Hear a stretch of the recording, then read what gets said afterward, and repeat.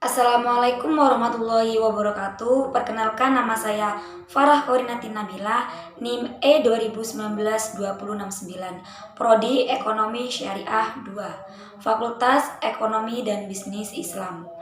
Di sini saya dari kelompok 13 akan mempresentasikan hasil diskusi kami terkait probabilitas. Di sini saya akan menjelaskan terkait kejadian atau peristiwa dan notasi himpunan, di mana kejadian atau peristiwa ini adalah himpunan bagian dari ruang sampel. Suatu kejadian yang anggota-anggotanya terdiri dari semua titik sampel disebut dengan kejadian pasti. Sedangkan suatu kejadian yang merupakan himpunan kosong disebut dengan kejadian mustahil. Bila kejadian dapat dinyatakan sebagai himpunan yang hanya terdiri dari satu titik, itu bisa disebut dengan kejadian sederhana. Sedangkan kejadian majemuk adalah gabungan dari beberapa kejadian sederhana. Selanjutnya yaitu notasi himpunan, di mana pengertian dari himpunan itu tersendiri yaitu suatu koleksi atau kumpulan objek-objek dari intuisi atau pikiran kita yang nantinya dapat dibedakan antara yang satu dengan yang lainnya, di mana objek dari himpunan itu biasa disebut dengan unsur, elemen, atau anggota. Biasanya himpunan itu diberi simbol dengan huruf besar yang dimulai dari abjad A sampai Z. Selanjutnya yaitu macam-macam himpunan berdasarkan jumlah anggotanya. Terdiri dari 5 bagian, yaitu yang pertama himpunan kosong, dan yang kedua yaitu himpunan semesta, dan yang ketiga yaitu himpunan berhingga dan tak terhingga, yang keempat yaitu himpunan bagian, dan yang kelima himpunan berpotongan. Baik, terkait macam-macam himpunan berdasarkan jumlah anggotanya, yang pertama yaitu himpunan kosong, di mana himpunan yang tidak mempunyai anggota. Dan yang kedua yaitu himpunan semesta, di mana yaitu himpunan yang anggotanya semua objek pembicaraan. Himpunan semesta ini dilambangkan dengan huruf S, abjad besar, huruf kapital S atau U.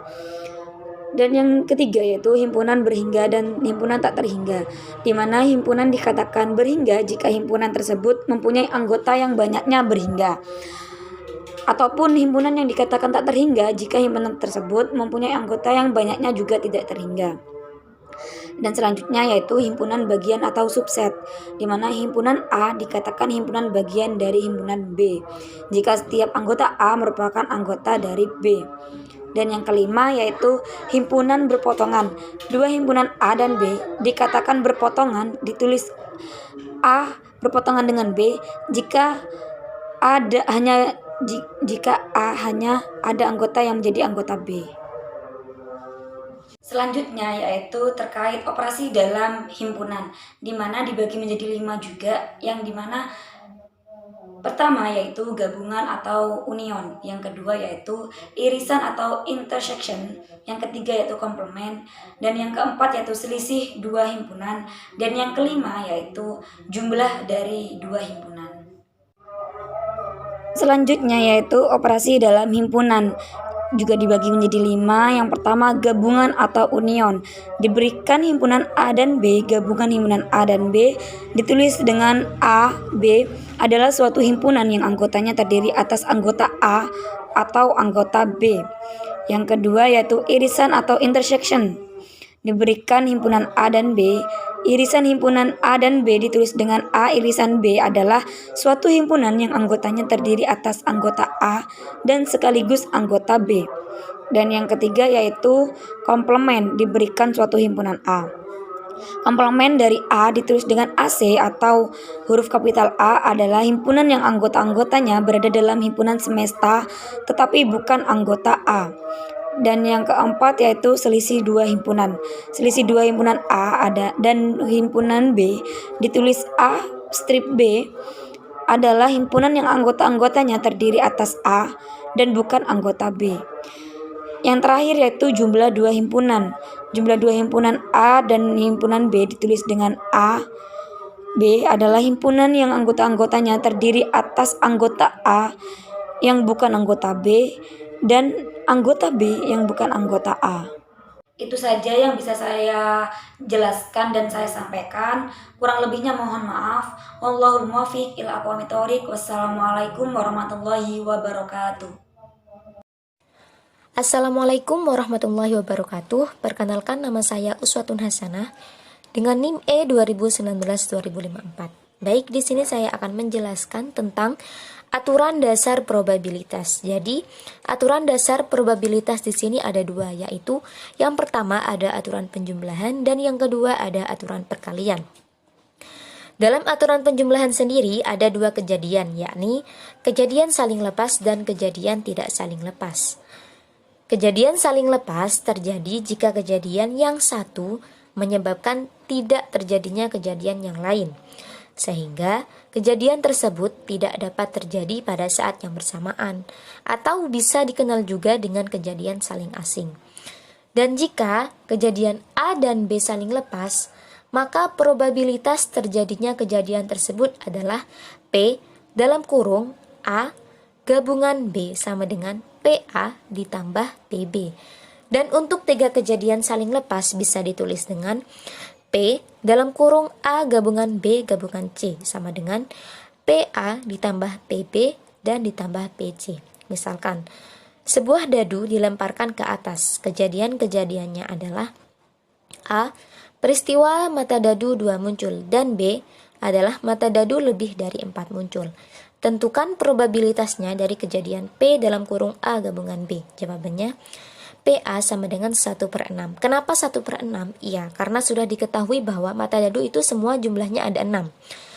Dan peristiwa mata dadu 2 yang muncul itu cuma 1, jadi ditulis 1/6. Dan PB sama dengan 2/6. 2/6 karena mata dadu lebih dari 4 muncul itu cuma ada 2, yaitu angka 5 dan 6, maka ditulis 2/6. Dan P dalam kurung A gabungan B sama dengan 1/6 ditambah 2/6 sama dengan hasilnya adalah 3/6. Lalu kejadian tidak saling lepas atau non-mutually eksklusif. Dua peristiwa dikatakan non-eksklusif apabila dua peristiwa tersebut tidak saling lepas atau kedua peristiwa tersebut dapat terjadi bersamaan. Rumusnya adalah P dalam kurung A gabungan B sama dengan PA ditambah PB dikurangi P dalam kurung A irisan B. Lalu aturan perkalian. Aturan perkalian di sini juga terdapat dua kejadian, yaitu kejadian tidak bebas atau bersyarat dan kejadian bebas atau independen.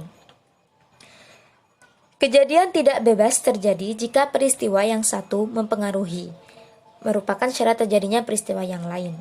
Dan rumusnya adalah P dalam kurung A irisan B sama dengan PA dikali P dalam kurung B atau A. Lalu ada kejadian bebas atau independen. Kejadian bebas atau independen ini terjadi atau tidak terjadi tidak mempengaruhi dan tidak dipengaruhi peristiwa lainnya. Dan apabila A dan B dua peristiwa yang independen, maka probabilitas bahwa keduanya akan terjadi bersama-sama dapat dirumuskan sebagai berikut, yaitu P dalam kurung A irisan B sama dengan PA dikali PB. Mungkin hanya itu yang dapat saya jelaskan, kurang lebihnya saya mohon maaf. Wassalamualaikum warahmatullahi wabarakatuh.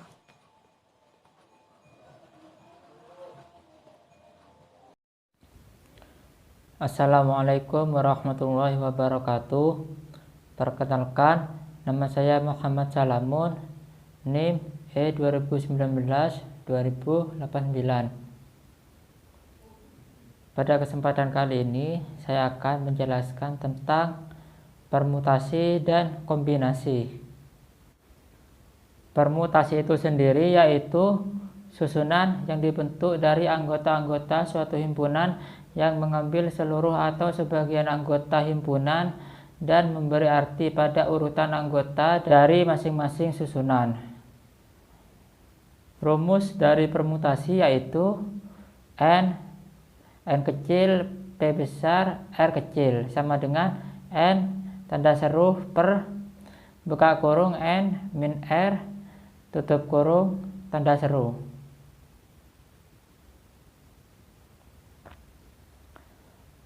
Contoh dari permutasi yaitu misalkan n-nya itu saya kasih contoh 4, kemudian dengan r itu saya kasih contoh 2, yaitu 4p2 sama dengan 4 tanda seru per 4 min 2 tanda seru sama dengan 4 tanda seru per 2 tanda seru sama dengan 4 kali 3 kali 2 kali 1 per 2 kali 1 sama dengan 12. Untuk materi selanjutnya yaitu tentang jenis-jenis permutasi. Jenis-jenis permutasi ini ada 5 bagian. Untuk yang pertama yaitu permutasi atas seluruh objek. Yang kedua, permutasi atas sebagian dari seluruh objek. Yang ketiga, permutasi dari objek dengan pemulihan. Yang keempat, permutasi atas sebagian objek dari seluruh objek yang tidak dapat dibedakan. Yang kelima, permutasi siklik. Saya akan memberi contoh dari kelima permutasi tersebut. Contoh permutasi yang pertama yaitu permutasi atas seluruh objek. Contohnya bisa dilihat di situ berapa banyak susunan bilangan 7 angka yang dapat dibentuk dari angka-angka 1, 2, 3, 5, 6, 8, dan 9. Karena ketujuh angka diambil seluruhnya, banyaknya bilangan yang bisa dibentuk adalah 7. Jawabannya yaitu P7 sama dengan 7 tanda seru sama dengan 7 kali 6 kali 5 kali 4 kali 3 kali 2 kali 1. Untuk permutasi yang kedua yaitu permutasi atas sebagian dari seluruh objek.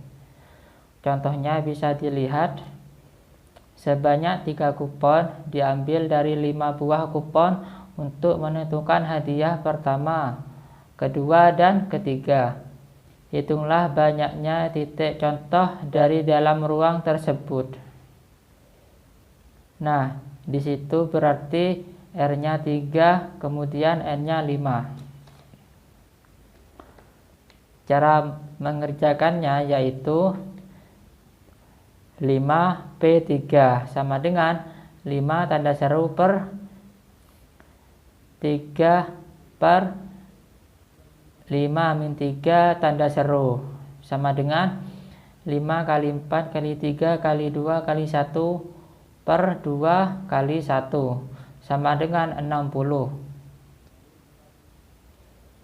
Artinya 5 tanda seru itu berarti di bawahnya angka 5 itu ada berapa angka. Nah, itu kemudian dikalikan. Permutasi yang ketiga yaitu permutasi dari objek dengan pemulihan. Rumusnya P N min R sama dengan N pangkat R. Contohnya bisa dilihat akan dilakukan pengecekan 4 rumah dengan 3 macam cat, yaitu warna putih, biru, dan kuning, di mana warna cat yang telah digunakan dapat dipilih kembali. Hitunglah permutasi susunan pengecatan 4 rumah dengan 3 macam warna cat, yaitu berarti N-nya itu 4, R-nya 3. P4 min 3 sama dengan 4 pangkat 3 sama dengan 4 kali 4 kali 4 sama dengan 64. Untuk permutasi yang keempat yaitu permutasi atas sebagian objek dari seluruh objek yang tidak dapat dibedakan. Rumusnya N1, N2 dan seterusnya sama dengan N tanda seru per N1 kali N2 dan seterusnya NR. Contohnya bisa dilihat di situ 6 orang pedagang terdiri atas 3 orang pedagang batik, 1 orang pedagang kaos, dan 2 orang pedagang sandal jepit. Hitunglah permutasi apabila seluruh objek dipermutasikan. Jawabannya diketahui bahwa N1 itu 3, N3 itu ada 2. Nah, mengapa N2 itu tidak ditulis? Karena N2 itu terdiri hanya dari 1 orang. Berarti kalau terdiri dari 1 orang, hasilnya itu akan tetap. Dan jumlah pedagang itu ada 6 orang, sehingga banyaknya susunan yang berbeda adalah N1, N1, N3 sama dengan 6 tanda seru per 3 tanda seru kali 2 tanda seru sama dengan 6 kali 5 kali 4 kali 3 kali 2 kali 1. Kemudian per 3 kali 2 kali 1 kali 1 kali 2 kali 1 sama dengan hasilnya itu ada 60. Permutasi yang kelima yaitu permutasi siklik. Rumusnya P(n-1) sama dengan n-1. Contohnya bisa dilihat di situ. Terdapat 3 orang pemain halma A, B, dan C. Hitunglah banyaknya permutasi siklik untuk susunan yang berbeda dalam permainan halma tersebut. Jawabannya jumlah susunan yang berbeda 3-1 sama dengan 2. Untuk materi selanjutnya yaitu tentang kombinasi. Kombinasi merupakan susunan-susunan yang dibentuk dari anggota-anggota suatu himpunan dengan mengambil seluruh atau sebagian dari anggota himpunan itu tanpa memberi arti pada urutan anggota dari masing-masing susunan tersebut. Rumusnya dari kombinasi yaitu NCR sama dengan buka kurung N di atas N di bawahnya R sama dengan N tanda seru per R tanda seru buka kurung N min R tutup kurung tanda seru. Contohnya dari kombinasi yaitu 6C2 sama dengan 6 di atas 2 di bawah sama dengan 6 tanda seru per 2 tanda seru buka kurung 6 min 2 tutup kurung tanda seru sama dengan 6 tanda seru per 2 tanda seru 4 tanda seru sama dengan 6 kali 5 kali 4 per 2 kali 1 kali 4. Nah, mengapa tidak sampai 1? Kok hanya sampai 4? Karena yang di bawah itu juga ada 4, berarti itu bisa dibagikan. Jadi hasilnya itu 1. Sama dengan hasil dari seluruh perkalian dari kombinasi tersebut yaitu ada 15. Sekian dari saya. Apabila ada pertanyaan silakan ditanyakan. Mohon maaf apabila ada kesalahan. Bila taufik wal hidayah. Wassalamualaikum warahmatullahi wabarakatuh.